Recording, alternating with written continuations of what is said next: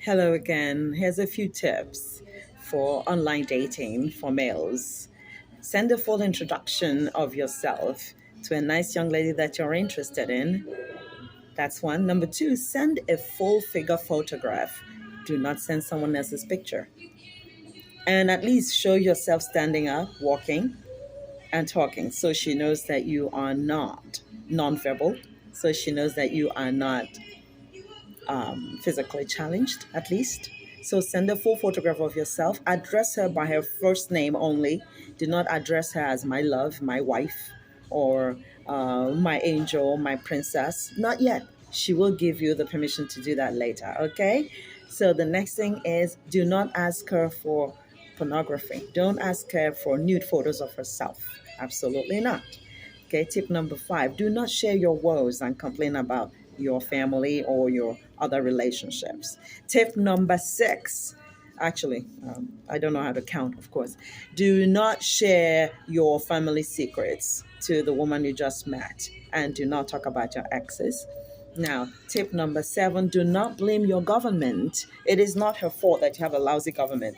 Those from a particular country are so fond of doing that. As soon as they meet a woman online, they start asking, or they start talking about how bad their government is, how much they're starving. Please, tip number eight, do not go into how bad your life is and start sharing your hardships. Tip number nine, do not ask her for money. Okay. And then tip number 10, keep yourself in check. Keep your male ego in check. Just because you got her phone number on WhatsApp doesn't mean you own her. And do not propose to her and do not assume that any woman who gives you her phone number is desperate for love and marriage. You are to keep your male ego in check. So these are the tips for online dating. Send a full introductory photograph of yourself. Be honest about it. Be ready to communicate. Do not ask her for money, and do not ask her for pornography and pictures of her in a bathing suit. Do not share your woes and hardship.